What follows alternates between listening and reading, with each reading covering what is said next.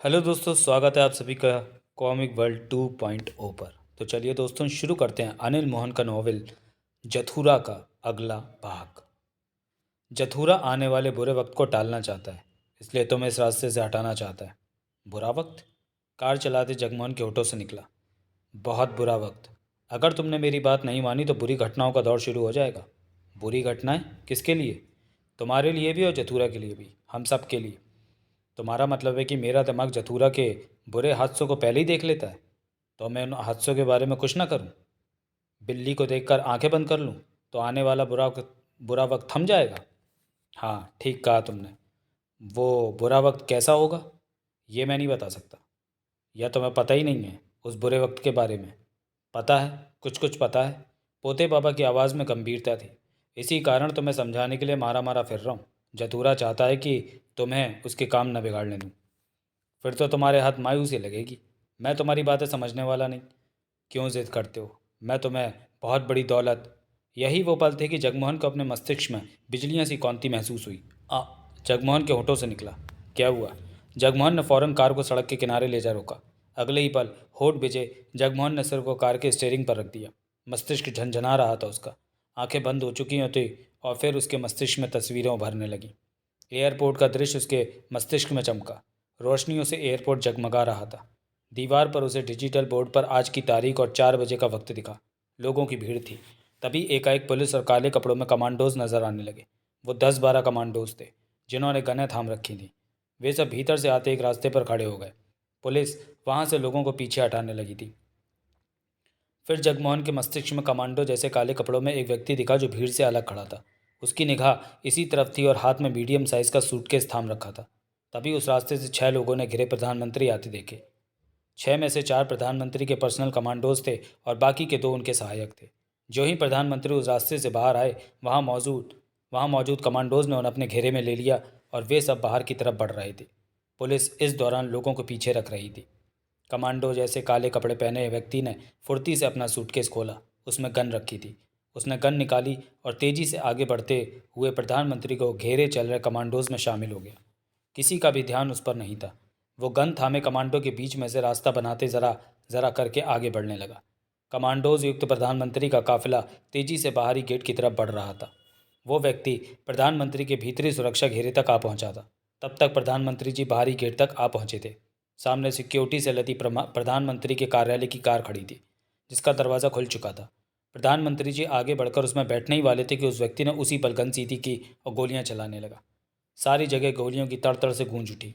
प्रधानमंत्री का शरीर गोलियों से भर गया। वे नीचे जा गिरे। जगमोहन गहरी गहरी सांसें लेने लगा था। अब उसका दिमाग शांत हो गया था। मस्तिष्क में बिजलियां चमकनी बंद हो गई थी। कई पलों तक जगमोहन स्टीयरिंग पर सिर रखे रहा। फिर उसने सिर उठाया, सीधा बैठा। चेहरा पसीने से भरा हुआ था। अभी भी वह लंबी सांसें ले रहा था। खुली आंखों के सामने वो सब कुछ तैर रहा था जो उसके मस्तिष्क ने अभी अभी देखा था। प्रधानमंत्री की हत्या होने जा रही थी, जबकि देश का प्रधानमंत्री एक अच्छा और शरीफ इंसान था, जनता में मशहूर था। ये नहीं होना चाहिए। जगमोहन ने रुमाल निकालकर अपना पसीने से भरा चेहरा पोंछा। क्या हुआ? पोते बाबा की गंभीर आवाज़ कानों में पड़ी। तुम? जगमोहन ने बगल वाली सीट की तरफ देखा। तुम अभी गए नहीं? नहीं, मैं तुम्हारे पास ही बैठा था। क्या हुआ था तुम्हें अभी? जगमोहन 2 पल चुप रहकर बोला। तुम देश के प्रधानमंत्री को हादसे में मारने जा रहे हो? हम नहीं मार रहे, वो तो हादसा होगा। तुम ये क्यों सोचते हो कि हम लोगों की जान लेते हैं? लेकिन वो हादसा जतूरा नहीं रचा है। ठीक समझे। प्रधानमंत्री शरीफ है, उसकी जान मत लो। तभी तो जतूरा उसकी जान लेने के लिए हादसा रच चुका है कि वो शरीफ है। वो शरीफ मरेगा तो कोई दूसरा प्रधानमंत्री बनेगा। षड्यंत्र भी होंगे और जतूरा को नए हादसे रचने का और भी मौका मिलेगा। पोते बाबा की आवाज़ कानों में पड़ी। तो तुम नहीं मानोगे? मेरे हाथ में कुछ भी नहीं है। मैं तो तुम्हारे पास हूँ। हाथ से तो उस दुनिया में बैठा जतूरा रच रहा है। कैसे रचे जाते हैं हाथ से? जथुरा सोचता है और अपने शिष्यों को बताता है कि कौन सा हादसा कैसे रचना है। मैं वहाँ होता हूँ तो जथुरा की इस काम में पूरी सहायता करता हूँ। वैसे जथुरा के विद्वानों की जमात हादसों के तरीकों को सोचती है। विद्या ग्रहण किए हजारों शिष्य हैं जथुरा के, जो आदेश के मुताबिक हादसों को रचते हैं।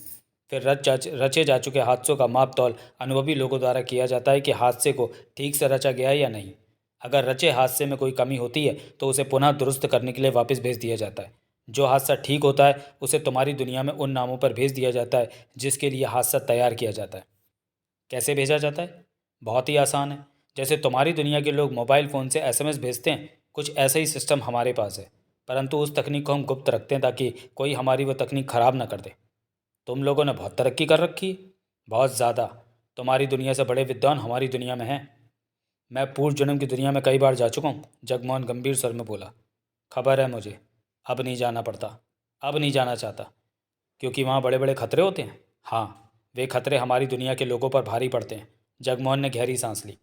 तुम पूर्व जन्म का सफ़र ना करो, यही मैं चाहता हूँ, यही जतूरा चाहता है। क्या मतलब? जतूरा के हादसों में दखल दोगे तो तुम्हें पूर्व जन्म का सफ़र करना पड़ सकता है। जगमोहन की गर्दन घूमी और सीट की तरफ देखा। वो खाली थी। जगमोहन के होठ भिज गए। कोई चाहता है कि तुम पूर्व जन्म का सफ़र करो, तभी तो वो जतूरा के हादसों का तुम्हें पूर्वाभास करा रहा है। वो क्यों मुझे पूर्व जन्म में भेजना चाहता है? ये तो वही जाने। कौन है वो? मैं नहीं जानता, परंतु वो शक्ति जो भी है, जतूरा की दुश्मन की होगी, तभी तो तुम्हें जतूरा के खिलाफ भड़का रही है। मुझे तुम्हारी बात पर भरोसा नहीं। मैं झूठ नहीं बोलता जग्गू। नहीं, मैं तुम्हारा यकीन नहीं कर सकता। एक बार करके देखो। क्या? सिर्फ एक बार तुम जतूरा के खेल में दखल मत दो, उसके बाद सब कुछ ठीक होता चला जाएगा। तुम्हारा मतलब है कि मैं प्रधानमंत्री की हत्या होने दूँ, दखल ना दूँ? हाँ, यही मेरा मतलब है। एक बार भी तुम खामोश बैठे रह गए तो शक्ति का चक्र टूट जाएगा, वो कमज़ोर होती चली जाएगी। फिर तुम्हें पूर्व जन्म का सफ़र भी नहीं करना पड़ेगा और जतूरा के हाथ से इसी प्रकार चलते रहेंगे। हाँ, जैसे दुनिया चल रही है वैसी चलती रहेगी। जगमोहन के चेहरे पर कड़वे भाव उभरे। पोते बाबा, हाँ, तेरे को किसी ने ये नहीं कहा कि तू बहुत बड़ा कमीना है? जगमोहन ने तीखे में कहा। ऐसा मुझे किसी ने नहीं कहा, तो मैं कहता हूँ अपनी जात पहचान ले। तू मेरी बेइज्जती कर रहा है जग्गू, पोते बाबा ने नाराज़गी से कहा। अभी बहुत इज्जत से बात कर रहा हूँ, मेरी कार से बाहर निकल जा। मेरी बात सुना नहीं तूने? मेरी कार से बाहर निकल जा। जगमोहन गला फाड़कर चीखा। फिर दरवाज़ा खोला। लगा जैसे कोई बाहर निकला हुआ दरवाज़ा बंद हो गया। जगमोहन ने उस खाली सीट पर हाथ घुमाया। सब ठीक था। पोते बाबा वास्तव में बाहर निकल गया था। अब एक बात और कान खोलकर सुन ले। जगमोहन ने गुस्से से कार की खिड़की से बाहर देखा। क्या? कार के बाहर से पोते बाबा की आवाज़ आई। दोबारा मेरी कार में बैठा तो बहुत मारूंगा। तू पागल है जग्गू, मैं जो कह रहा हूँ तेरे भले के लिए ही कह रहा हूँ। तू मेरा तो क्या किसी का भी भला नहीं कर सकता। जगमोहन ने दांत भींच कर कहा और कार आगे बढ़ा दी। उखड़ा हुआ था जगमोहन, पोते बाबा से, जथूरा से और इन होने वाले हादसों से। एकाएक उसने गहरी सांस ली और कार की रफ्तार कम कर दी। क्रोध की वजह से अनजाने में कार की स्पीड तेज हो गई थी। फिर एकाएक ही सड़क के किनारे पेड़ की छाया में कार रोक दी। घड़ी में वक्त देखा, दिन का 1 बज रहा था। उसका दिमाग पुनः तेजी से काम करने लगा। सिर्फ 3 घंटे बाद ठीक 4 बजे एयरपोर्ट पर प्रधानमंत्री की हत्या हो जाएगी। ये हादसा जथूरा ने तैयार किया है। जाने किसे माध्यम बनाया है अपना हादसा पूर्ण करने के लिए। जो भी प्रधानमंत्री की जान लेने जा रहा है उसे रोकना होगा। प्रधानमंत्री को बचाना होगा। वे अच्छे इंसान हैं। उनकी मौत से देश को नुकसान होगा, लेकिन कैसे? जगमोहन को कोई रास्ता समझ नहीं आ रहा था। प्रधानमंत्री के मामले में दखल देना मजाक नहीं था।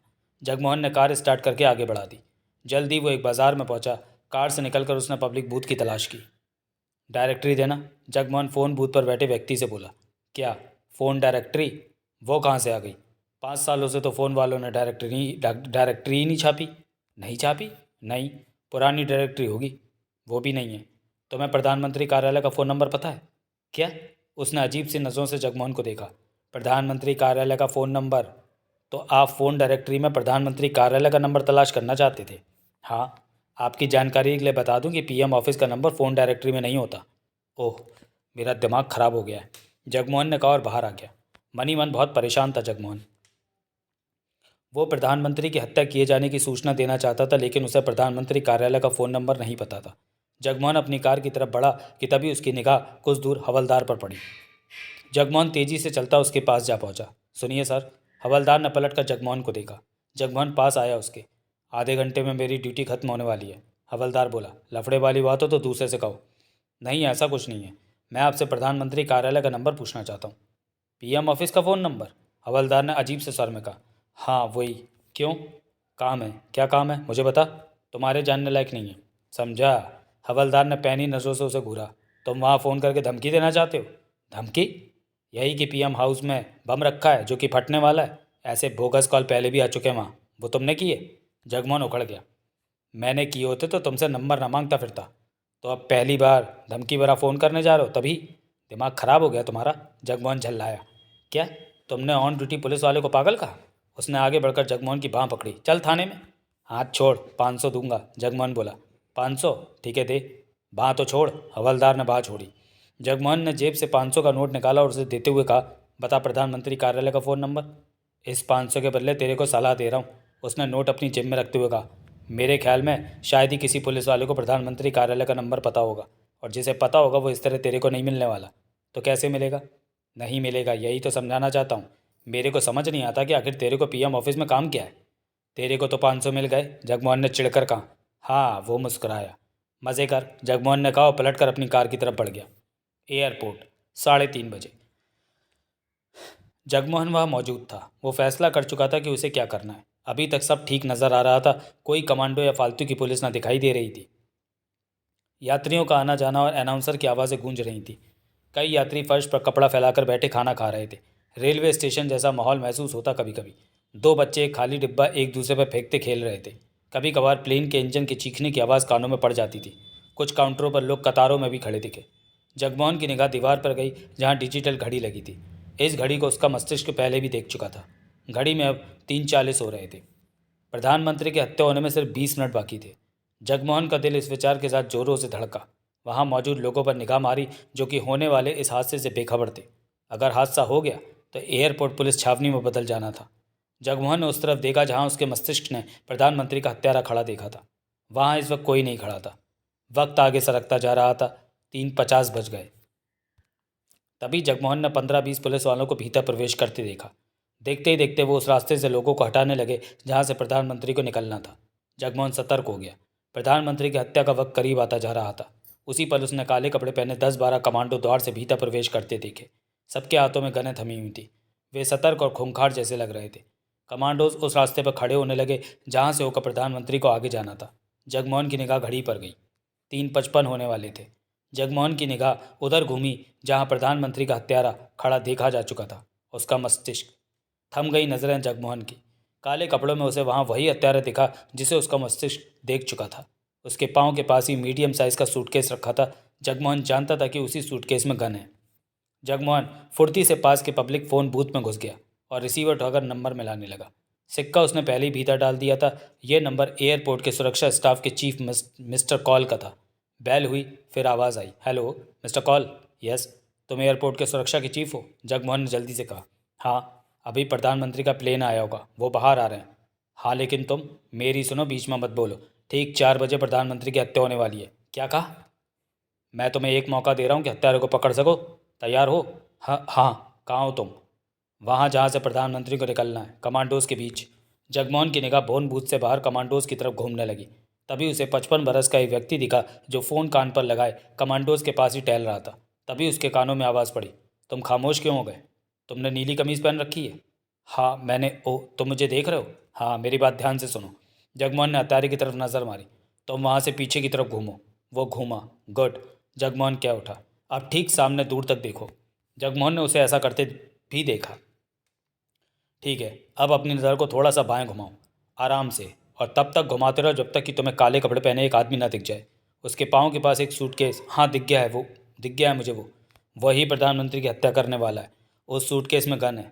प्रधानमंत्री के आते ही वो सूटकेस से गन निकालेगा और आगे बढ़कर वो कमांडोज में मिक्स हो जाएगा, क्योंकि उसके कपड़े कमांडोज जैसे ही हैं, और फिर वो पास जाकर प्रधानमंत्री की हत्या कर देगा। उसके इरादे पक्के हैं और वो पीछे हटने वाला नहीं।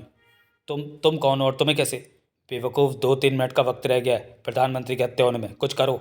क्या? वो घबरा गया दिखता था। ये भी क्या मैं बताऊं? जगमोहन झल्लाया। उसे रोको, गोली मारो, बेशक पहले मारो या तब मारो जब वो प्रधानमंत्री की हत्या करने के लिए गन का इस्तेमाल करने जा रहा हो। मैंने तुम्हें पहले ही बता दिया है कि वो प्रधानमंत्री का हत्यारा बनने जा रहा है। कहने के साथ ही जगमोहन ने रिसीवर वापस रखा और फ़ोन बूथ से बाहर निकलकर एक तरफ तमाशबीन की तरह खड़ा हो गया। उसने सोच रखा था कि सिक्योरिटी चीफ कॉल कुछ ना कर सका तो वो अपने रिवॉल्वर का इस्तेमाल करके हत्यारे को रोकेगा, परंतु जथुरा के रचे हादसे को पूरा नहीं होने देगा। कमांडोज जैसे कपड़े पहने वो व्यक्ति गन थामे कमांडोज में आ मिला। सबका ध्यान प्रधानमंत्री पर था, जो कि सुरक्षा घेरे में बाहर की तरफ बढ़ रहे थे। साथ ही वो लोगों को देखते हाथ भी हिला रहे थे।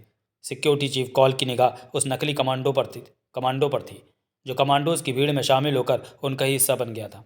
कॉल चीख चीख कर बता देना चाहता था सबको कि वो प्रधानमंत्री की हत्या करने जा रहा है, परंतु इसमें खतरा था। उस हत्यारे के हाथ में गन थी। अपना भेद खोलते ही उसने घबराकर फायरिंग शुरू कर देनी थी। निर्दोषों का खून बहने लगता। कॉल देख रहा था कि वो हत्यारा कमांडोज को पार करता प्रधानमंत्री तक पहुंचने की चेष्टा कर रहा था। कॉल ने रिवॉल्वर निकाल ली। वो हत्यारे के करीब रहने का प्रयत्न कर रहा था। इस वक्त उसे सिर्फ वही व्यक्ति याद आ रहा था दुनिया को जैसे भूल चुका था। कॉल चाहता तो आसानी से अभी उसे शूट कर सकता था, परंतु वो ये भी नहीं चाहता था कि वो कोई गलती कर बैठे। क्या पता उसे फ़ोन करने वाला कोई बोगस इंसान हो जिस पर शक कर रहा हो कि वो हत्यारा है। वो हत्यारा ना हो। कॉल के दिमाग में बहुत कुछ दौड़ रहा था। प्रधानमंत्री का कमांडोज से भरा काफिला बाहर निकलने वाले शीशे के दरवाजे पर जा पहुंचा। कॉल ने देखा वो व्यक्ति अब प्रधानमंत्री के काफ़ी पास जा पहुंचा है। प्रधानमंत्री सामने खड़ी कार की तरफ बढ़ने लगे, जिसके दरवाजे खोले जा चुके थे। कदम कदम पर सिक्योरिटी थी। अगले ही पल कॉल को अपने शरीर में चींटियां सी रेंगती महसूस हुई। उसने उस व्यक्ति को गन सीधी करते देखा। कॉल ने प्रधानमंत्री पर निगाह मारी, जो कि कार तक पहुंच चुके थे। कॉल समझ गया कि वो व्यक्ति प्रधानमंत्री पर गोलियां चलाने जा रहा है। वो प्रधानमंत्री की तरफ गन को उठाकर सीधी कर चुका था। नहीं! कॉल गला फाड़कर चीखा। उसने रिवॉल्वर वाला हाथ सीधा किया। कॉल के चीखने पर वहां हड़कंप मच गया, परंतु वो व्यक्ति जैसे अपना काम पूरा कर देना चाहता था। इससे पहले कि वो गोलियां चला पाता प्रधानमंत्री पर, कॉल एक के बाद एक ट्रिगर दबाता चला गया। पहली गोली उस हत्यारे के सिर में लगी। बाकी 3 गोलियां उसकी पीठ में जा धंसी थी। गोलियों की आवाज़ों के साथ ही हर कोई सन्न रह गया था। किसी को समझने का मौका नहीं मिला कि क्या हुआ है। तब तक 3 कमांडो कॉल की तरफ झपटे। एक ने उसके रिवॉल्वर वाले हाथ पर गन मारी तो रिवॉल्वर नीचे जा गिरी। 2 ने उसे जकड़ लिया। कॉल गहरी गहरी सांसें ले रहा था, कांप सा रहा था। वह हत्यारा छाती के बल नीचे पड़ा था। गन उसकी छाती के नीचे दबी थी। वो मर चुका था। उसका खून आसपास के फर्श पर फैलता जा रहा था। कॉल ने गहरी सांसें लेकर कहा, छोड़ो मुझे, मैं एयरपोर्ट सिक्योरिटी का चीफ हूँ। वो आदमी प्रधानमंत्री जी को शूट करने जा रहा था। वो हमारा आदमी था, एक कमांडो ने कठोर स्वर में कहा। वो तुम लोगों में से नहीं है, पहचानो उसे। उसके कपड़ों की वजह से तुम लोग भी धोखा खा गए। 2 कमांडो उस मरे हुए व्यक्ति की तरफ बढ़े। उसे सीधा करके उसका चेहरा देखा गया।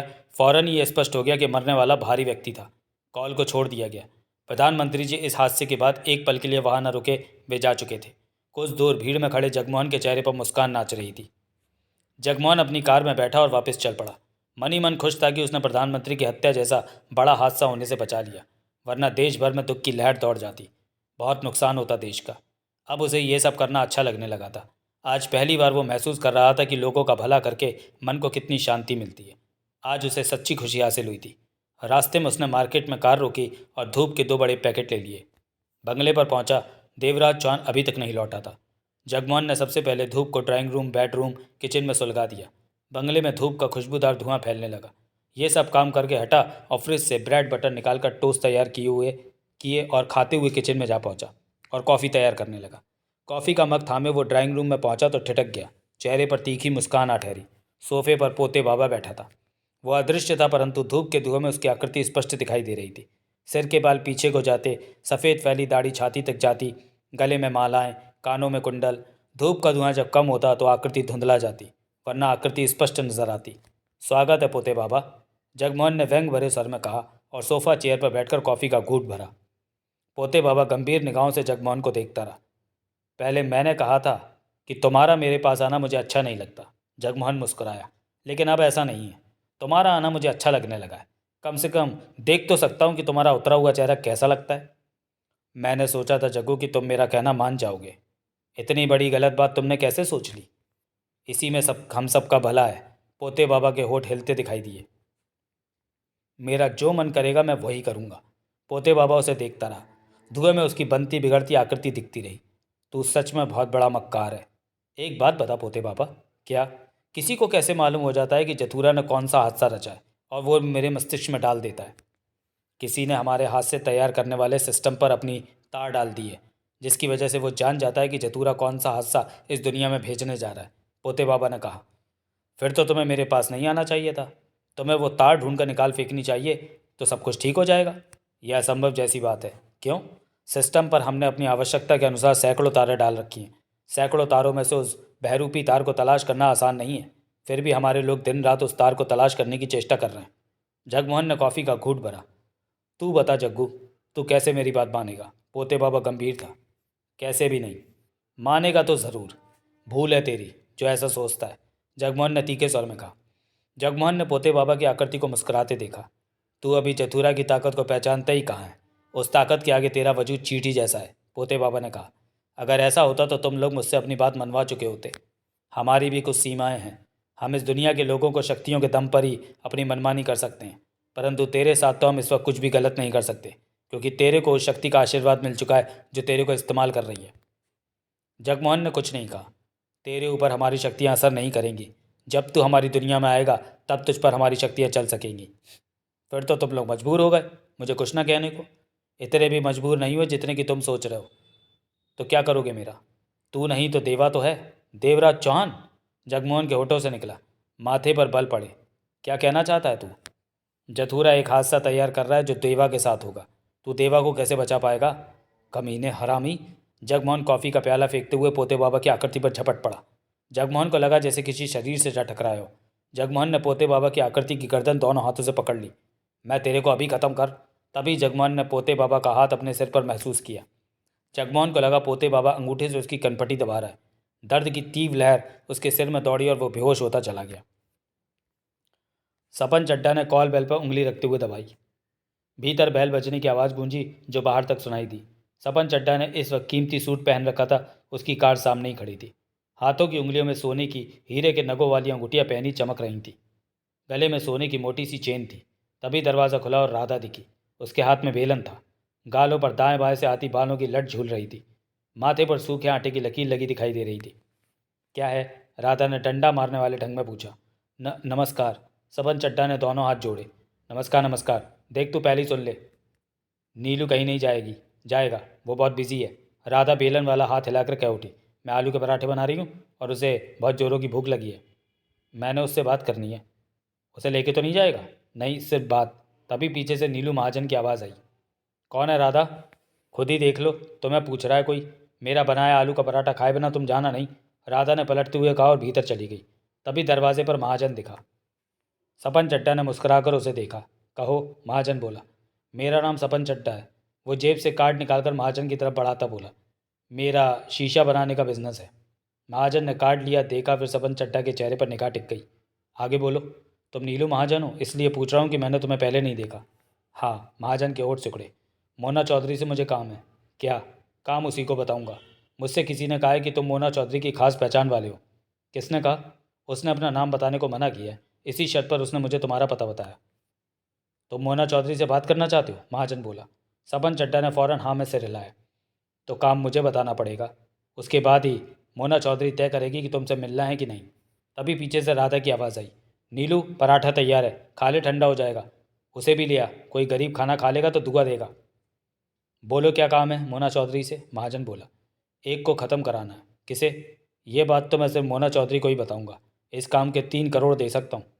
3 करोड़ एक कत्ल के? महाजन ने गहरी सांस ली। लेकिन ये काम जल्दी का है, नहीं तो वो मुझे मार देगा। सपन चड्ढा क्या उठा। तुम्हारा कार्ड मैंने ले लिया है। काम करने का बेबी का मन हुआ तो आज तुमसे मिल लेगी। मैं सारा दिन अपने बंगले पर रहकर ही मोना चौधरी का इंतज़ार करूंगा। ये ज़रूरी नहीं कि वो तुमसे तुम्हारे बंगले पर ही मिले। वो जहाँ कहेगी मैं वहीं आ जाऊँगा। ठीक है, तुम जाओ। कोशिश करना कि मोना चौधरी मेरा काम करने को तैयार हो जाए। मैं तुम्हें 5 लाख दूंगा। बेबी को काम करने के लिए राज़ी करने के? हाँ। महाजन ने दरवाज़ा बंद कर लिया। सपन चड्ढा वहाँ से हटा और कार में आ बैठा। कार स्टार्ट करके आगे बढ़ा दी। क्या तीर मार के आया है? पीछे वाली सीट पर बैठे 4 फीट के मोमोजिन ने पूछा। जैसा तूने कहा था वही बात करके आया हूँ नीलम महाजन से। तो मुंह लटका के क्यों बोलता है? खुश होकर कह। मैं तुम्हारे कहने पर चल रहा हूँ, इसके बाद तो तू मेरा पीछा छोड़ देगा। तू मेरा गुलाम है।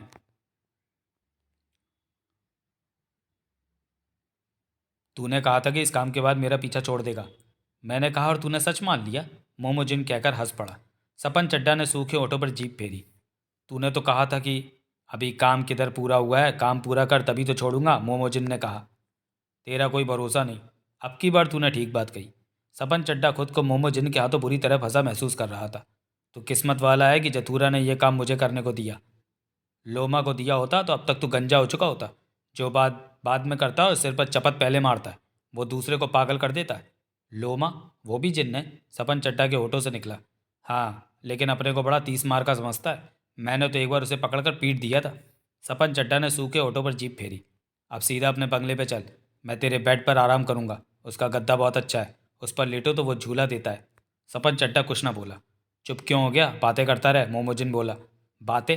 तुम मोना चौधरी के हाथों देवराज चौहान को क्यों मरवाना चाहते हो? मैं कुछ नहीं चाहता। मैंने तुम्हें पहले भी बताया कि मुझसे इच्छाएं निकाल दी गई हैं। मैं सिर्फ जथूरा का गुलाम हूँ और जथूरा चाहता है कि देवा और मिन्नो का झगड़ा हो। दोनों में से एक मर जाए। जथूरा महान है। वो ऐसा क्यों चाहता है? देवा और मिन्नो बुरे ग्रह बनकर जथूरा के सामने आने वाले हैं। दोनों में से एक मरेगा तो दूसरे के ग्रहों की ताकत कमज़ोर होती चली जाएगी, वरना दोनों के ग्रह मिल गए तो चतुरा पर बुरा प्रभाव डालेंगे। मेरी समझ में नहीं आ रही तुम्हारी बातें, तो फिर पूछता क्यों है? तूने ही तो कहा बात करने को। अच्छी अच्छी बात कर। जतूरा रहता कहाँ है? ऐसी बातें करनी है तो चुप ही रहे। मोमोजन अपने नाक में पड़ी बाली को छूता क्या उठा। मोना चौधरी मेरे पास आए ये ज़रूरी तो नहीं। वो आएगी, उसे तेरे पास लाने का काम जतूरा की शक्तियाँ करेंगी। जतूरा महान है, तो जतूरा अपनी ताकतों से देवराज चौहान और मोना चौधरी को मार सकता है, सपन चड्डा ने कहा। वो ऐसा करने में सफल नहीं हो सकता। क्यों? क्योंकि देवा और मिन्नो के ग्रह ऐसे हैं कि उसका वार सफल नहीं हो सकता। परंतु देवा और मिन्नो अगर जतूरा की धरती पर आ जाते हैं तो जतूरा उन्हें ख़त्म करने में सफल हो सकता है। लेकिन इसमें जतूरा को खतरा है। देवा और मिन्नो का जतूरा की धरती पर पांव रखना ही जतूरा के लिए खतरे की बात है। तभी तो वो पहले ही एक को खत्म। मुझे समझ नहीं आता कि आखिर जतूरा की धरती है कहाँ। वो धरती भी तुम्हारी इसी धरती का हिस्सा है, परंतु वे किसी को नज़र नहीं आती। क्यों? श्रापित है वो धरती, इसलिए वो वक्त की गहराइयों में धंसी है। उस धरती के श्रापित होने की कई अहम वजह हैं। उन्हीं वजहों को खत्म करने के लिए अनजाने में देवा और मिन्नो बार बार पूर्व जन्म की दुनिया में प्रवेश कर जाते हैं। वो दोनों श्रापित होने की वजहों को एक एक करके खत्म कर रहे हैं। देवराज चौहान और मोना चौधरी ही क्यों? किसने उस धरती को श्रापित किया? और ये लंबी कहानी है, तू क्या करेगा जानकर? कभी फुर्सत में सारी बात बताऊंगा। लेकिन उस श्रापित धरती के सारे श्राप देवा और मिन्नो के साथ बंधे हैं कि जब वे दोनों एक दूसरे के सहयोग से पूर्व जन्म की दुनिया में जाकर वहाँ के बिगड़े कामों को संवारेंगे तो उस धरती से श्रापों का असर कम होता चला जाएगा। फिर एक दिन वो धरती श्रापों से मुक्त होकर सामान्य बन जाएगी, इस धरती की तरह। तुम्हारी अपनी कही बातों में ही उलझने बहुत हैं। क्या? अगर तुम ठीक कह रहे हो तो जथुरा उन्हें उस धरती पर आने से रोकना क्यों चाहता है? जथुरा महान है, मोमोजिन कह उठा। उसकी महानता तब तक ही सलामत है जब तक वो धरती श्रापित रहेगी। उस धरती के सलामत रहने पर ही उसका खेल जारी रहेगा। वो हादसों का देवता बना रहेगा। उसके नाम का डंका बजता है वहाँ, तो वो क्यों चाहेगा कि देवा और मनु उसकी महानता नष्ट कर दें? इसका मतलब जतुरा किसी श्राप का हिस्सा है। अब तू ठीक समझा। तो वो महान कैसे हो गया? क्योंकि वो हादसों का देवता है। तुम्हारी दुनिया में होने वाले हादसे वही रचता है और भेजता है। वो सच में महान है, वरना ये काम कर पाना बच्चों का तो खेल नहीं। इसके निपुण होने के लिए सैकड़ों वर्षों तक विद्या ग्रहण करनी पड़ती है, तपस्या करनी पड़ती है, खुद को भूलना पड़ता है, कितने कष्ट उठाने पड़ते हैं। वरना इस विद्या को जानने का रास्ता तो कांटों से भरा पड़ा है। 9,000 शिष्य थे जब हादसों की विद्या का पाठ शुरू किया गया था, लेकिन एक एक करके सब शिष्य पिछड़ते चले गए। सिर्फ जथुरा ही एकमात्र शिष्य रहा जो अंत तक चला और हादसों की सारी विद्याओं में निपुण हो गया। जथुरा महान है। क्या जथुरा ने बुरी विद्या ग्रहण की है? कोई भी विद्या बुरी नहीं होती, बात उसको इस्तेमाल की है कि उसका इस्तेमाल हो रहा है। कहाँ हो रहा है? तो क्या जथुरा विद्या का बुरा इस्तेमाल कर रहा है? ये तुमने कैसे सोचा? क्योंकि वो देवराज चौहान और मोना चौधरी से डर रहा। नहीं नहीं, डर नहीं रहा, सिर्फ सावधानी, सतर्कता बरत रहा है जतूरा। उसकी विद्या ने उसे संकेत दिया कि देवा और मिन्नो का इस वक्त उसकी विद्या ने उसे संकेत दिया है कि देवा और मिन्नो का इस वक्त पुनर्जन्म की दुनिया में आने का संयोग बन सकता है। ऐसा ना हो इसलिए देवा और मिन्नो का जतूरा इसी धरती पर लड़ाकर उसमें दुश्मनी बढ़ा देना चाहता है। इसी काम के लिए मुझे भेजा गया है। उनमें दुश्मनी बैठेगी तो एक कैसे होंगे? एक नहीं होंगे तो पूर्व जन्म की दुनिया में प्रवेश नहीं करेंगे। कर भी गए तो दुश्मनी की वजह से दोनों मिलकर काम नहीं करेंगे। इसी में जथुरा का फ़ायदा। तो जथुरा दोनों को एक नहीं होने देना चाहता। बिल्कुल सही बात। मोमो जिन ने अपनी गर्दन हिलाई। देवा और मिन्नो के एक हो जाने से उनके ग्रह बलशाली हो जाते हैं, तब वो मिलकर बड़ी से बड़ी शक्ति को भी पस्त कर सकते हैं। ओह, तो ये बात है। सपन चड्ढा ने सिर हिलाया। इसके लिए ज़रूरी है कि मोना चौधरी मेरे से मिलने आए। बहुत ज़रूरी है। वो ना आई तो वो आएगी। मोमोजिन मुस्कुरा पड़ा। जथुरा की रहस्यमय ताकतें उसे तुम तक आने को मजबूर करेंगी। मिन्नो को ये बात महसूस भी नहीं हो सकेगी कि कोई उसे ढकेल रहा है। एक बार नील सिंह को मिन्नो से बात तो कर लेने दे। नील सिंह? वही नीलू महाजन। नील सिंह उसके पुनः पूर्व जन्म का नाम है। कभी कभी तुम मुझे पागल लगते हो, सपन चड्ढा के होठों से निकला। मुंह बंद रख। तूने ब्रश किया नहीं लगता, पास आ रही है। मोमोजिन चिढ़कर कह उठा। उल्लू का पट्टा। सपन चड्ढा बड़बड़ा उठा। क्या बोला तू? जथुरा महान है, सपन चड्ढा हड़बड़ा कर कह उठा। तेरे में जथुरा का सच्चा गुलाम बनने के गुण हैं। तू मेरे साथ क्यों नहीं चलता जथुरा के पास? नहीं, मुझे नहीं जाना कहीं। तू तो मेरे पीछे ही पड़ गया। अगली बार काम पड़ा तो जथुरा से कहूँगा कि तेरे पास लोमा को भेजे, तब तेरे सिर में एक बाल नहीं बचेगा। मैं नया घर ले लूँगा, लक्ष्मण दास से दोस्ती छोड़ दूंगा, बिजनेस बदल लूँगा, तब तुम लोग मुझे नहीं ढूंढ सकोगे, सपन चड्ढा ने गुस्से से कहा। मैं दुखी हो गया हूँ तुमसे। बच्चा है भी तू, मोमोजिन ठठाकर हंस पड़ा। मोना चौधरी गहरी नींद में थी जब फ़ोन बजने लगा। सुबह 4 बजे वो एक काम को निपटाकर लखनऊ से लौटी थी और आते ही बिस्तर पर ढेर हो गई थी। व्यस्तता के कारण 2 दिन से वो ठीक से नींद नहीं ले पाई थी। अब शाम के 4 बज रहे थे। मोना चौधरी सोई रही। फ़ोन बजने का एहसास उसे हुआ, परंतु उठाया नहीं उसे। बैल बंद होकर दोबारा फ़ोन बजने लगा। मोना चौधरी की बंद पलकें हिली, फिर शरीर हिला, आंखें बंद ही रहीं उसकी। फिर उसका हाथ बेड पर फिरने लगा। हाथ से फ़ोन टकराया तो कॉलिंग स्विच दबाकर फ़ोन कान पर रख लिया। हेलो बेबी, कैसी हो? महाजन की आवाज़ कानों में पड़ी। एकदम ठीक, सुबह ही काम से लौटी हूँ। एक काम है तुम्हारे लिए। बहुत थकी हुई हूँ, अभी कोई काम नहीं करना। मोना चौधरी की आंखें अभी भी बंद थीं। एक कत्ल और 3 करोड़ रुपया। मोना चौधरी ने गहरी सांस ली और आंखें खोल दी। कोई पागल मिला होगा तुमसे, मोना चौधरी ने कहा। एक कत्ल का 3 करोड़? संभव नहीं। वो आदमी तुम्हें ढूंढता हुआ मेरे पास आया और अपना कार्ड दे गया। सपन चड्डा नाम है उसका, अच्छा बिजनेसमैन है। कीमती कार पर आया था। कह रहा था कि मोना चौधरी को इस काम के लिए तैयार कर लूँ तो 5-7 लाख मुझे भी दे देगा। किसे मारना है? मेरे से इस बारे में बात नहीं की, पता सुन लो। बात कर लेना उससे, कहकर उधर से महाजन ने सपन चड्डा का पता बताया। मोना चौधरी नहा धोकर तैयार हुई थी। शाम के 6 बज रहे थे। कोई काम नहीं था उसे। दिन भर सोए रहने की वजह से उसने खाया भी कुछ नहीं था। वो फ्लैट लॉक करके बाहर निकली कि सामने वाले फ्लैट का जरा सा दरवाज़ा खोले, मुंडी बीच में फंसाए नंदराम को झांकते पाया। क्या हाल है मोना डार्लिंग? नंदराम दांत फाड़ कर कह उठा। बढ़िया साईं। आ जानी, कल की बियर रखी है फ्रिज में, एकदम चिल्ड है नी, दोनों मारते हैं। तेरी बीवी किधर है? मोना चौधरी मुस्कुराई। बड़ी, वो तो 3 दिन से घर नहीं लौटी। बॉस के साथ वो काम में बहुत बिजी है नी। काम? हाँ नी। कौन सा काम? बड़ा काम नी, कोई भी काम। मोना चौधरी मुस्कुराई और आगे बढ़ गई। सुन्नी, वो चिल्ड बियर। पीछे से नंदराम की आवाज़ कानों में पड़ी। मोना चौधरी कार पर पास के बाजार में पहुंची और वहां से बर्गर और कॉफ़ी लेकर अपनी कार में आ बैठी। बर्गर खाने लगी, साथ ही कॉफ़ी के घूंट भी लेती जा रही थी। तभी उसके दिमाग में सपन चड्डा का नाम आया। उसका पता भी याद आया। मोना चौधरी की सोचें सपन चड्डा की तरफ मुड़ गई। वो एक कत्ल की खातिर 3 करोड़ से देने को तैयार है। मोल भाव करके रकम बढ़ भी सकती है, सौदा बुरा नहीं। इस वक्त हाथ में कोई काम भी नहीं था। एक बार उससे मिल लेने में क्या हर्ज है? मोना चौधरी ने फ़ोन करने की सोची, फिर फ़ोन करने का ख्याल छोड़ दिया और सीधा उसके पास पहुंचने का प्रोग्राम बनाया। महाजन ने उसे बताया था कि उसके इंतज़ार में वो दिन भर अपने बंगले पर रहेगा। मोना चौधरी ने 2 बर्गर और कॉफ़ी ख़त्म की, फिर सपन चड्डा के बंगले की तरफ कार दौड़ा दी। वो इन सब ख्यालों को अपना ख्याल समझ रही थी। ये बात तो मोना चौधरी सोच भी नहीं सकती थी कि जथुरा की ताकतें उसके आसपास काम कर रही हैं, वही उसके ख्यालों को बना बिगाड़ रही हैं। मोना चौधरी सपन चड्डा के बंगले पर पहुंची। दरबान को अपना नाम बताया तो उसने फ़ौरन मोना चौधरी को भीतर जाने को कहा कि सेठ जी आपका इंतज़ार कर रहे थे। साथ ही उसने बंगले के भीतर इंटरकॉम कर दिया कि मैडम मोना चौधरी मिलने आ गई हैं। चंद पलों में ही मोना चौधरी बंगले के ड्राइंग रूम में मौजूद थी। सपन चड्डा फ़ौरन एक कमरे से निकलकर वहाँ पहुंचा। मोना चौधरी की खूबसूरती देखकर पल भर के लिए सकपकाया। उसने आगे बढ़कर मोना चौधरी से हाथ मिलाया। तुम सपन चड्डा हो? मोना चौधरी ने पूछा। हाँ, तुम मोना चौधरी हो? शुक्र है कि तुम मुझसे मिलने आ गई, वरना मैं तो बुरा फंसा पड़ा हूँ। सपन चड्डा कह उठा। तुम मेरे लिए आज महाजन के पास आ गए थे? हाँ, बैठ जाओ, आराम से बात करते हैं। फिर दूर मौजूद नौकर से कह उठा, कॉफ़ी और खाने पीने का सामान जल्दी लाओ। नौकर तुरंत चला गया। मोना चौधरी बैठ चुकी थी। सपन चड्डा भी बैठा। उसकी छिपी निगाह इधर उधर नीचे की तरफ फिरने लगी। जल्दी उसे 3 इंच का मोमो जिन नज़र आ गया, जो कि सोफे के पाए के साथ चिपका उसे देख रहा था। दोनों की नज़रें मिली तो मोमो जिन ने दांत फाड़े, तो सपन चड्डा ने तुरंत उस पर से नज़रें हटा दी। मोमो जिन सोफे के पीछे से होता मोना चौधरी से नज़रें बचाकर कुछ दूर रखे प्लास्टिक के फूलों के फूलदान के पास पहुंचा, जिनके बीच कैमरा रखा हुआ था। उसने एक बटन दबाकर कैमरा चालू कर दिया। तुम चुप क्यों हो गए? मोना चौधरी ने पूछा। सोच रहा हूँ कि बात कैसे शुरू करूँ, सपन चड्डा धीमे स्वर में बोला। मेरा एक दोस्त था लक्ष्मण दास, लेकिन अब मेरी उससे ज़बरदस्त दुश्मनी हो गई है। वो मुझे मार देना चाहता है। दुश्मनी की वजह?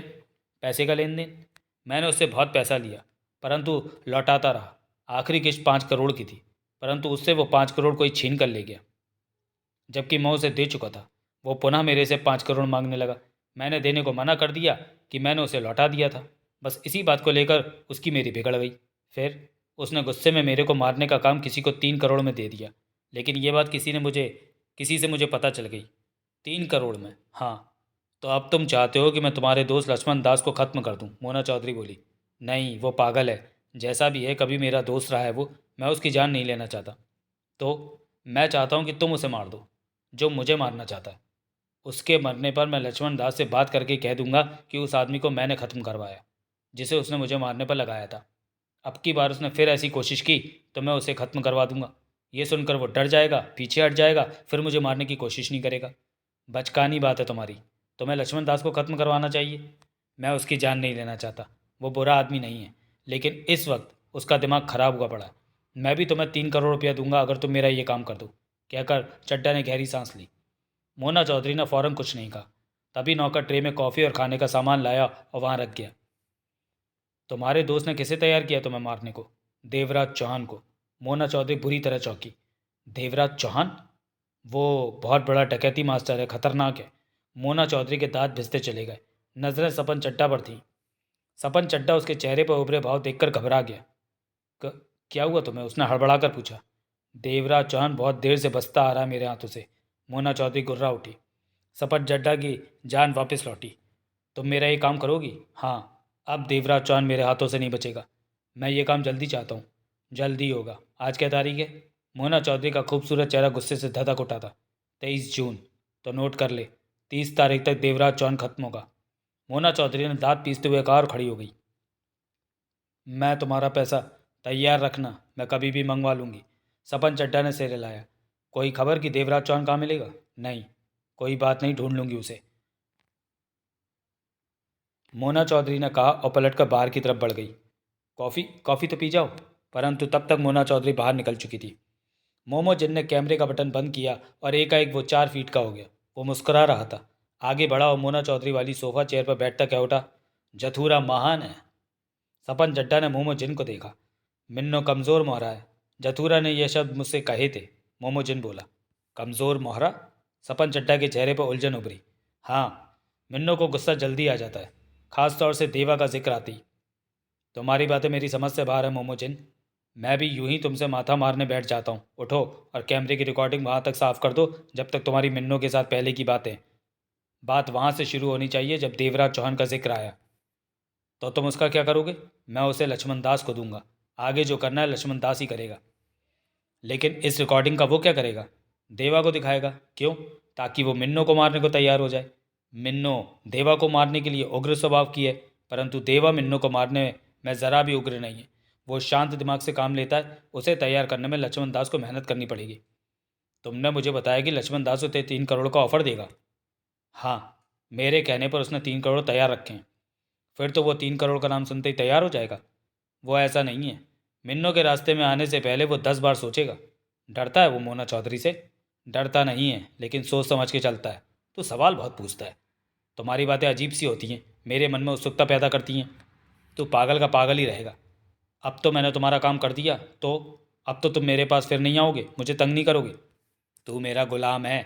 मोमोजिन जिसे अपना गुलाम बना लेता उसे आसानी से नहीं छोड़ता। लेकिन तुमने तो कहा था कि मेरे कहे पर तुमने भरोसा कर लिया। तू तो बड़ा मूर्ख है। चल, कैमरे की रिकॉर्डिंग निकाल कर मुझे दे। कमीना कुत्ता। सपन चड्डा होटे ही होटो में बड़बड़ाया। क्या कहा? जतूरा बहुत महान है। सच में यही कहा? मोमोजिन ने उसे घूरा। कसम से, तेरी कसम। तू जथुरा का सच्चा गुलाम बनने की काबिलियत रखता है। तेरे को मैं अपने साथ उस दुनिया में जथुरा के पास ले चलूंगा। जथुरा तेरे जैसा सेवक पाकर खुश होगा। मोमोजिन एकाएक मुस्कुरा पड़ा। नहीं, मैं नहीं जाऊंगा। सपन चड्डा तेज स्वर में बोला। तेरे को तो पता भी नहीं चलेगा जब मैं ले जाऊंगा। तेरी आंख जथुरा की दुनिया में ही खुलेगी। एक बार फिर बोल। क्या जथुरा महान है? नहीं बोलता। सपन चड्डा ने होठ भींच कर कहा। बोल नहीं तो तेरे सारे कपड़े उतरवा कर बाहर भेज दूंगा। मेरी शक्तियों को तो अभी जानता नहीं। ऐसा मत करना। सपन चड्डा घबरा कर कह उठा। तो बोल, जथुरा महान है। सपन चड्डा जल्दी से कह उठा। तरक्की करेगा। जथुरा को गुलाम बनने के सब गुण तेरे में हैं। जथुरा खुश होगा तेरे से। देवराज चौहान कल सुबह बंगले से निकला था। उसे जिससे मिलना था वो सुबह ही मिलता था। तब जगमोहन गहरी नींद में था। देवराज चौहान नहीं जानता था कि उसका सफ़र बहुत लंबा और ख़तरनाक होने वाला है। अपनी तरफ से तो वो साधारण से काम के लिए निकला था और वो काम सुबह 9 बजे तक निपट भी गया था। उस वक्त वो कार पर वापस बंगले की तरफ जा रहा था जब उसका फ़ोन बजा। हेलो, देवराज चौहान ने बात की। देवराज चौहान? दूसरी तरफ से लक्ष्मण दास की आवाज़ कानों में पड़ी। तुम देवराज चौहान ही हो ना? देवराज चौहान को महसूस हुआ कि वो घबराया हुआ है। हाँ लक्ष्मण दास, देवराज चौहान ने कहा। ओह, तुमने मुझे पहचान लिया। लक्ष्मण दास हूँ मैं। तुम कहाँ हो? मुंबई में? क्यों? मुंबई? ओह, तुम फ़ौरन मेरे पास दिल्ली आ जाओ। मेरे पास तुम्हारे काम की खबर है, बहुत ही ज़रूरी। मैं अभी नहीं आ सकता। समझा करो, तुम्हारे काम की खबर है। मोना चौधरी तुम्हें मारना चाहती है। मोना चौधरी? देवराज चौहान के होंठ सिकुड़ गए। इश्तिहारी मुजरिम मोना चौधरी? नाम सुना है कभी? अच्छी तरह जानता हूँ उसे, देवराज चौहान ने कहा। तुम कैसे कह सकते हो कि मोना चौधरी मुझे मारना चाहती है? मेरे पास एक सीडी है, उसे देखोगे तो तुम समझ जाओगे। 3 करोड़ में उसने तुम्हारी हत्या का ठेका लिया है। ये तो अच्छा हुआ कि मैं तुम्हें जानता हूँ, वरना मोना चौधरी ने चुपके से तुम्हारा गला काट देना था। तुम्हारे पास वो सीडी कहाँ से आई? सब बातें फ़ोन पर नहीं हो सकती, तुम मेरे पास आ जाओ, सब बता दूंगा। उधर से लक्ष्मण दास की आवाज़ कानों में पड़ी। देवराज चौहान के चेहरे पर सोच के भाव नजर आ रहे नाच रहे थे। आ रहे हो ना? हाँ, 3 घंटे तक तुम्हारे पास होऊंगा। आओ आओ, मैं तुम्हारा इंतज़ार कर रहा हूँ। देवराज चौहान ने फ़ोन बंद करके जेब में रखा और कार को सड़क के किनारे रोका। कार में छिपा कर रखी मूछें निकालकर होंठों पर चिपकाई, शीशे में देखा, मूछें ठीक तरह से लगाई। उसके बाद कार को एयरपोर्ट की तरफ दौड़ा दिया। मन ही मन वो हैरान था कि 3 करोड़ में मोना चौधरी उसे मारने जा रही थी, जबकि वो जानती थी कि उस पर हाथ डालना आसान नहीं है। देवराज चौहान पहले कुछ नहीं सोचना चाहता था। पहले वो लक्ष्मण दास की सारी बात सुनना चाहता था, सीडी देखना चाहता था, जिसका जिक्र लक्ष्मण दास ने किया था। वो यही सोच रहा था कि जो भी हो, मोना चौधरी को उसके रास्ते में नहीं आना चाहिए, जैसे कि वो कभी भी मोना चौधरी के रास्ते में नहीं आता। दिल्ली, दोपहर 1:30 बजे। देवराज चौहान लक्ष्मण दास के बंगले पर पहुंचा। लक्ष्मण दास बेसब्री से उसका इंतजार करता मिला। वो उसे सीधा अपने बेडरूम में ले गया। अच्छा हुआ जो तुम फौरन आ गए, दरवाज़ा बंद करता लक्ष्मण दास बोला। वरना जब से ये खबर मुझे पता चली है, मैं घबराया हूँ तब से। देवराज चौहान बैठा और सिगरेट सुलगा ली। क्या लोगे, चाय, ठंडा, गरम? आज तो गर्मी बहुत है। बियर? जिस बात के लिए तुमने मुझे बुलाया वो बात करो, देवराज चौहान ने कहा। ठीक है, खाना पीना तो बाद में भी हो जाएगा, लक्ष्मण दास ने कहकर चोर नज़रों से बैठ के तकिए की तरफ देखा, जहाँ 3 इंच का मोमो जिन तकिए की ओट में बैठा हुआ था। लक्ष्मण दास ने गहरी सांस ली और दूसरी तरफ देखने लगा। तुम परेशान हो, देवराज चौहान बोला। तुम्हारी वजह से। मोना चौधरी तुम्हें मारना चाहती है। वो, पूरी बात बताओ। वो दरअसल, लक्ष्मण दास ने सोच भरे स्वर में कहा, मेरा एक खास यार था सपन चड्ढा। बचपन का यार है, परंतु महीना भर पहले मेरी उससे इस हद तक बिगड़ गई कि हमने तगड़ी दुश्मनी हो गई। वो जानता है कि तुम्हारे साथ मेरा रिश्ता बढ़िया है। ऐसे में उसे डर लगा कि कहीं मैं तुम्हें कहकर उसे ख़त्म न करवा दूँ। तो तो इसी डर से उसने मोना चौधरी से संपर्क बनाया, उसे अपने पास बुलाया और 3 करोड़ में तुम्हें मारने का काम दे दिया। हैरानी है कि सपन चड्ढा ने मुझे मारने का काम उसे दिया, जबकि उसे चाहिए था कि तुम्हें ख़त्म करवाता। लक्ष्मण दास ने गहरी सांस लेकर कहा। हम में दुश्मनी अवश्य हो गई है, लेकिन ऐसा नहीं है कि मैं उसकी जान ले लूँ। परंतु सपन के मन में वहम भर गया है कि मैं तुम्हारे हाथों उसे ख़त्म करा दूंगा, जबकि ऐसा कुछ नहीं है। सपन के इस कदम से कि मोना चौधरी तुम्हें ख़त्म कर दे, मैं समझ गया कि वो भी मेरी जान नहीं लेना चाहता, लेकिन मोना चौधरी तुम्हें ख़त्म करना चाहती है। तुम्हें कैसे पता चला कि तुम्हारे दोस्त ने मोना चौधरी से इस बारे में बात की है? सपन का मैनेजर है, जो उसकी खबरें मुझे देता रहता है, उसी ने सब कुछ बताया। बल्कि सपन की मोना चौधरी से मिलने के वक्त की रिकॉर्डिंग भी कर ली और सीडी तैयार करके मुझे दे दी। इस तरह मुझे पता चला तो मैंने तुम्हें वो सीडी दिखाओ। लक्ष्मण दास ने फ़ौरन डीवीडी पर सीडी लगाकर टीवी चला दिया। सीडी वहाँ से शुरू हुई जहाँ देवराज चौहान का नाम आया था। सब देखा सुना देवराज चौहान ने। सीडी खत्म हो गई। 1 सप्ताह में मोना चौधरी तुम्हें ख़त्म कर देगी। देवराज चौहान ने कुछ नहीं कहा। तुम मेरी वजह से इस मामले में फंसी हो, तो मैं भी तुम्हें 3 करोड़ दूंगा। वो क्यों? ताकि तुम मोना चौधरी को ख़त्म कर दो, लक्ष्मण दास ने कहा। मैंने 3 करोड़ तैयार कर रखा है तुम्हारे लिए। यह तुम्हारा नहीं, मेरा काम है। मेरी वजह से तुम, मोना चौधरी से मेरी बहुत पुरानी पहचान है। तुम इस बात को नहीं समझोगे लक्ष्मण दास। लक्ष्मण दास देवराज चौहान को देखने लगा। मोना चौधरी का क्या करोगे? अभी कह नहीं सकता। अभी तुम मेरे पास यहीं पर रहो, लक्ष्मण दास बोला। सपन का मैनेजर मोना चौधरी के बारे में कोई नई खबर दे सकता है, तुम्हारे काम की हो सकती है। मेरा तुम्हारे पास रहना ठीक नहीं। मैं कहीं होटल में रहूँगा, बता दूंगा कि किस होटल में हूँ। जैसी तुम्हारी मर्जी। लक्ष्मण दास के चेहरे पर चिंता थी। देवराज चौहान बंगले से चला गया। लक्ष्मण दास जब उसे छोड़कर वापस कमरे में आए तो मोमो जिनको 4 फीट का कुर्सी पर बैठे देखा। तुम तो कमाल के एक्टर हो। कितनी अच्छी तरह से तुमने देवा को बेवकूफ़ बनाया। देवराज चौहान को गलत बात कहना मुझे अच्छा नहीं लगा, लक्ष्मण दास ने नाराज़गी से कहा। अपने प्यारे मोमो जिन के लिए तुम्हें सब कुछ करना पड़ेगा लक्ष्मण दास। मोमो जिन ने बेढंगे से दांत फाड़े। सब कुछ नहीं, सिर्फ यही काम। सब कुछ, मोमो जिन हंसा। तुमने सिर्फ इसी काम के लिए कहा था। अब तुम मेरे गुलाम हो, वही करोगे जो मैं कहूँगा, वरना अभी तुम्हारा दिमाग घुमा दूंगा तो तुम पागलों की तरह हरकतें करने लगोगे। अपने कपड़े उतार कर नंगे होकर सड़कों पर दौड़ते फिरोगे। नहीं, ऐसा मत करना। लक्ष्मण दास घबरा उठा। तुम्हें मेरी बातें मानती रहनी होंगी। कब तक? जब तक तुम जिंदा हो। पहले तो तुमने कहा था कि एक ही काम। नए गुलाम को धीरे धीरे फांसना पड़ता है। एक ही बार में सब कुछ कह दूंगा तो तुम जीते जी ही मर जाओगे। लक्ष्मण दास ने सूखे होंठों पर जीभ फेरी। अब मैं तुम्हें बताऊंगा कि मिन्नो कब कहाँ मिलेगी और तुम ये खबर देवा को दोगे। तुम दोनों में खून खराबा कराना चाहते हो? तुम्हें ऐतराज़ है? मोनोजिन ने उसे घूरा। मुझे क्या ऐतराज़ होगा?" लक्ष्मण दास घबरा कर बोला। देवराज चौहान करोल बाग स्थित होटल में ठहरा और लक्ष्मण दास को होटल के बारे में फ़ोन पर बताया। इस दौरान जगमोहन का भी फ़ोन आया था, परंतु उसने जगमोहन को नहीं बताया कि वो किस मामले में, क्योंकि देवराज चौहान जानता था कि मोना चौधरी के बारे में सुनकर जगमोहन चिंता करेगा। अब देवराज चौहान को तलाश थी मोना चौधरी की, परंतु मोना चौधरी का पता ठिकाना वो नहीं जानता था। लेकिन पारसनाथ के रेस्टोरेंट के बारे में उसे पता था। देवराज चौहान ने टैक्सी ली और पारसनाथ के रेस्टोरेंट जा पहुंचा।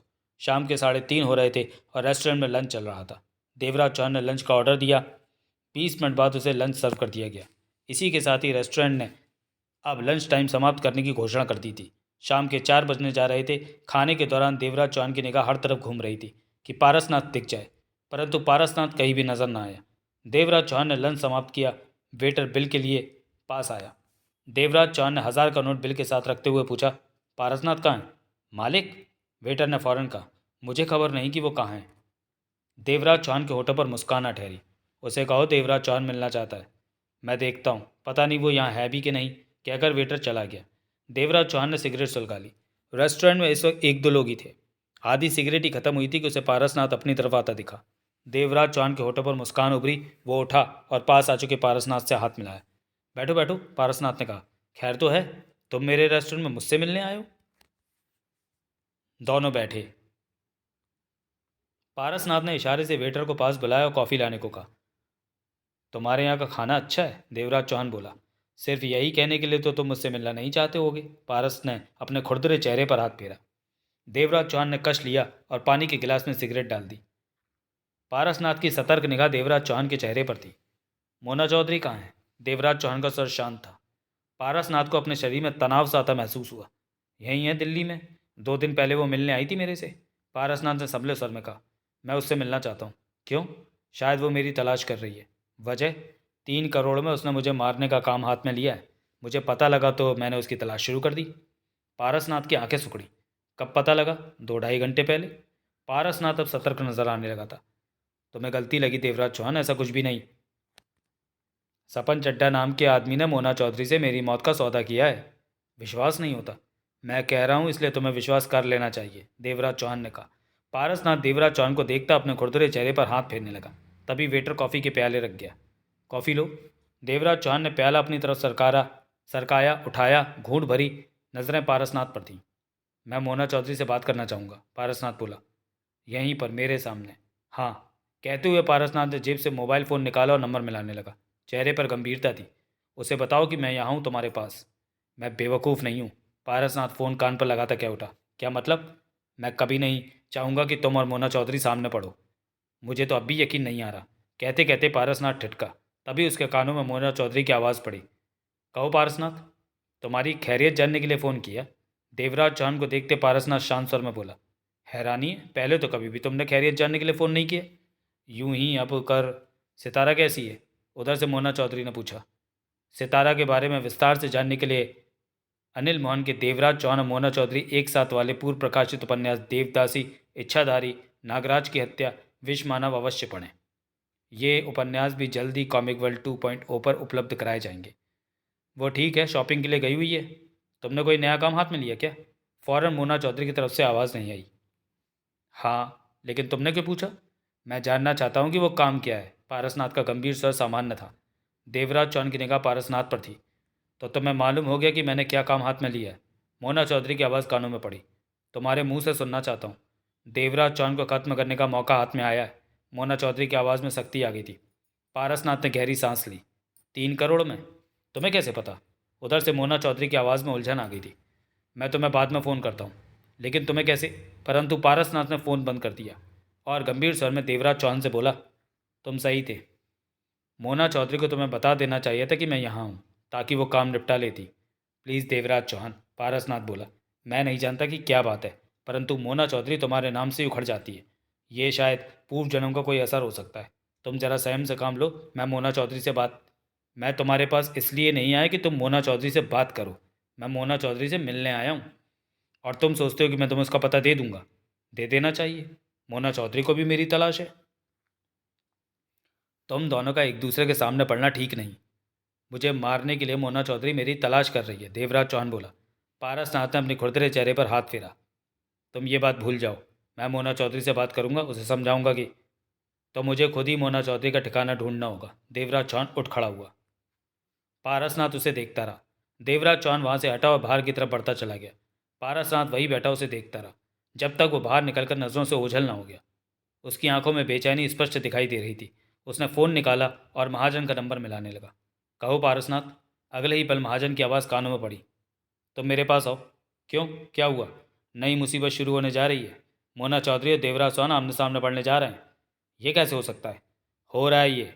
मोना चौधरी ने 3 करोड़ में देवराज चौहान को मारने का काम हाथ में लिया है।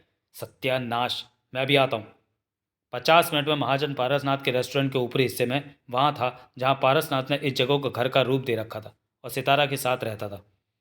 क्या कहा था तुमने फ़ोन पर? महाजन ने अजीब से स्वर में कहा। मोना चौधरी ने देवराज चौहान को मारने का काम हाथ में लिया है, पारसनाथ बोला। तुमसे किसने कहा? देवराज चौहान ने। देवराज चौहान ने? महाजन अचकचा उठा। उसका तुम्हें फ़ोन आया क्या? वो खुद आया था मेरे पास। रेस्टोरेंट में? पारसनाथ ने सहमति से सिर हिलाया। क्यों?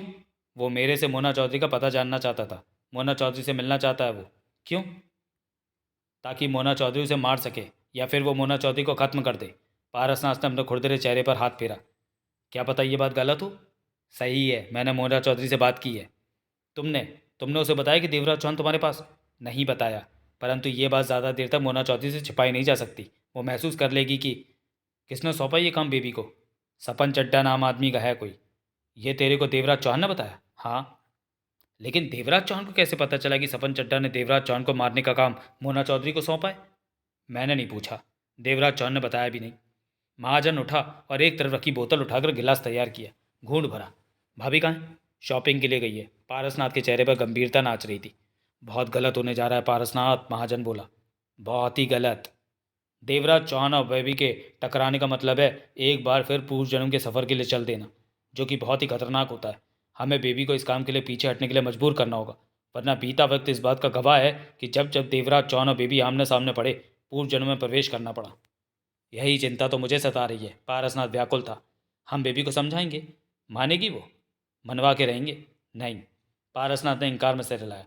देवराज चौहान के मामले में मोना चौधरी हमारी एक बात भी नहीं सुनेगी। ये पहले भी हो चुका है। देवराज चौहान से टकराने की सोचकर मोना चौधरी पागल सी हो जाती है। हाँ, लेकिन ऐसा क्यों होता है? महाजन ने घूंट भरकर पारसनाथ को देखा। पूर्व जन्मों का असर? पारसनाथ ने गहरी सांस ली। महाजन कुछ चुप रहकर कह उठा। देवराज चौहान और बेबी पहले जन्म में मिले।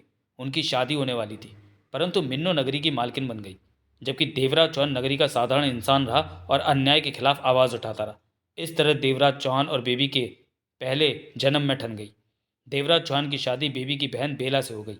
फिर उस जन्म का अंत ऐसे हुआ कि झगड़े में दोनों एक दूसरे को मारकर खुद भी मर गए। पारसनाथ की नज़रें महाजन पर थी। दूसरे जन्म में देवराज चौहान और बेबी मिल गए। उनकी शादी हो गई।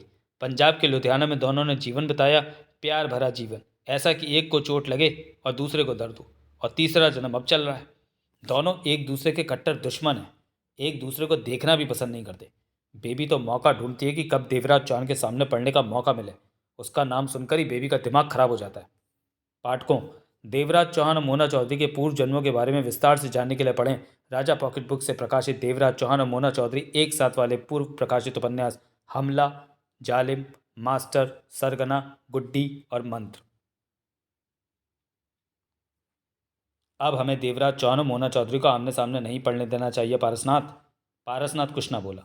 महाजन ने व्याकुलता से पहलू बदलकर घूंट भरा, फिर बोला। क्या सोच रहे हो?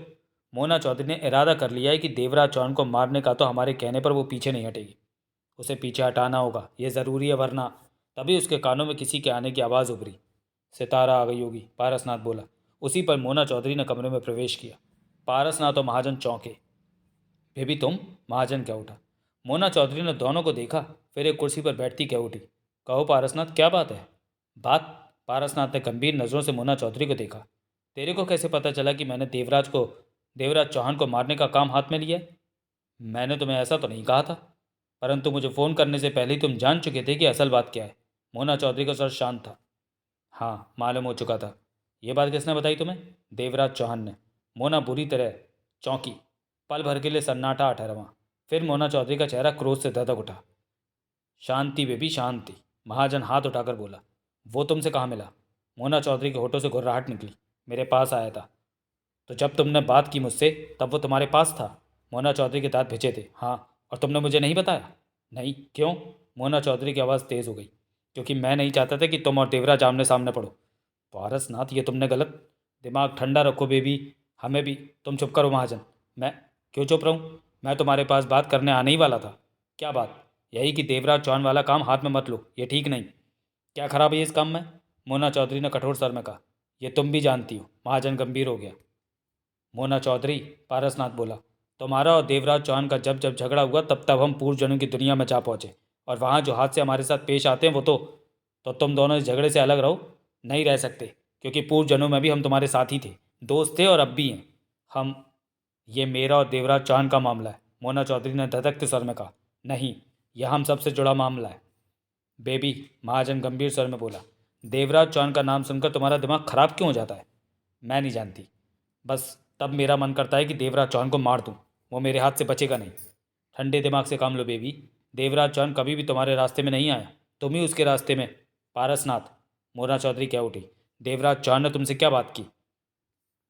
वो तुम्हारा पता जानना चाहता था कि इस मामले का निपटारा कर ले। पारसनाथ कह उठा। और तुमने उसे मेरा पता नहीं दिया? मैं कभी नहीं दूंगा। उसे कैसे पता चला कि मैंने ये काम हाथ में लिया है? मोना चौधरी बोली। मालूम नहीं। मोना चौधरी ने फ़ोन निकाला और सपन चड्डा का नंबर मिलाया। बात हो गई। मैं, मोना चौधरी, तुम और तुमने मार दिया देवराज चौहान को? मैंने तुमसे सप्ताह का समय लिया है, ये काम इतनी जल्दी नहीं होते। तब तक तो वो कहीं मेरे को ना मार दे। सपन चड्डा की आवाज़ कानों में पड़ी। अपने को छिपा कर रखो। ये बताओ कि तुमने किससे इस बात का जिक्र किया कि मैं देवराज चौहान को मारूंगी? किसी से भी नहीं। तो देवराज चौहान को कैसे पता चलेगा कि मैं उसकी तलाश में हूँ? मोना चौधरी ने सख्त स्वर में कहा। हैरानी है, उसे कैसे पता चल गया? सपन चड्डा की आवाज़ कानों में पड़ी। मोना चौधरी ने उखड़े अंदाज में फ़ोन बंद कर दिया। ये काम छोड़ दो बेबी। तुम्हारा और देवराज चौहान का आमने सामने पड़ने का अंजाम खतरनाक है। मैं इस बार उसे ख़त्म कर दूंगी। मोना चौधरी ने दांत किटकिटाए। वो नहीं बचने वाला मेरे हाथों से। इस मौके को मैं हाथ से नहीं जाने दूंगी। बात को समझो बेबी। तुम्हारी जिद की वजह से हमें पूर्व जन्म की दुनिया में ना प्रवेश करना पड़ जाए। डर लगता है पूर्व जन्म में जाने से? वहाँ हर बार ऐसे हादसे सामने आते हैं कि तुम दोनों को खुद को मुझसे दूर रखो। मोना चौधरी ने सपाट स्वर में कहा। यह मेरा मामला है। मैं देवराज चौहान को ख़त्म करके रहूँगी। जाने क्यों जब भी उसका नाम मेरे सामने आता है तूफान सा उठ खड़ा होता है मेरी ज़िंदगी में। मोना चौधरी, तुम्हें इस काम से पीछे हट जाना कभी नहीं। मोना चौधरी गुर्रा उठी। महाजन और पारसनाथ ने मोना चौधरी को बहुत समझाया, परंतु वो अपने इरादे पर टिकी रही, पक्की रही। आखिरकार वो उखड़े मन से वहाँ से चली गई। महाजन और पारसनाथ की नज़रें मिली। मैं पहले ही जानता था कि मोना चौधरी नहीं मानेगी, पारसनाथ ने कहा। जैसे भी हो बेबी को इस रास्ते पर जाने से रोकना होगा। महाजन बेचैन था। मुझे नहीं लगता कि ऐसा हो पाएगा। ऐसा करना जरूरी है पारसनाथ, महाजन ने अपने शब्दों पर जोर देकर कहा। हम देवराज चौहान को समझाने की चेष्टा कर सकते हैं। पारसनाथ अजीब से ढंग से मुस्कुरा पड़ा। क्या हुआ? मोना चौधरी अपनी होकर हमारी बात नहीं मान रही तो देवराज चौहान क्यों हमारी बात सुनेगा? लेकिन हमें कोशिश अवश्य करनी चाहिए, महाजन बोला। देवराज चौहान अपना कोई पता छोड़ गया है? नहीं। ओह, तुम्हें उसका फ़ोन नंबर ज़रूर ले लेना चाहिए था। जाने वो दिल्ली में कहाँ है, वो किस जगह पर हो सकता है, या किसी होटल में भी। हम दोनों उसे ढूंढते हैं।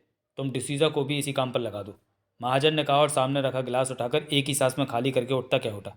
देवराज चौहान की कोई खबर मिले तो बताना। वैसे अक्सर वो होटल वगैरह में ठहरने के लिए सुरेंद्र पाल नाम का इस्तेमाल करता है। मैं अभी डिसूज़ा को इसी काम पर लगा देता हूँ, परंतु आशा नहीं कि देवराज चौहान मिल जाए। कोशिश करो, मैं भी कोशिश करता हूँ। कहने के साथ ही महाजन बाहर निकलता चला गया। जगमोहन को आधे घंटे में ही होश आ गया था। वहाँ धूप का धुआं फैला था। उस धुएं में पोते बाबा की आकृति को मौजूद होने का एहसास न हुआ। जगमोहन उठ बैठा, सिर पर हाथ फेरा। सामने वाले से निपटने के दांव पेच भी जानता है साला, जगमोहन बड़बड़ाया। जगमोहन ने कमरों का, किचन का चक्कर लगाया, परंतु पोते बाबा की मौजूदगी का कहीं भी एहसास न हुआ। वापस सोफे पर आ बैठा। पोते बाबा के बारे में सोचा तो यही महसूस हुआ कि वो कोई शातिर है, आसानी से पकड़ में नहीं आने वाला। उसके पीछे पड़ा है कि उसे उसके इरादे से हटा दे। जथूरा को अपना मालिक कहता है। जथूरा, पोते बाबा का कहना है कि उसका जथूरा पर एहसान है, इसलिए वो उसे कुछ नहीं कहता। जगमोहन ने सिर को झटका दिया। ये सोचकर कि वो किन ख्यालों में उलझा रहा है, क्योंकि वो ना तो पोते बाबा को जानता था ना ही जथुरा को।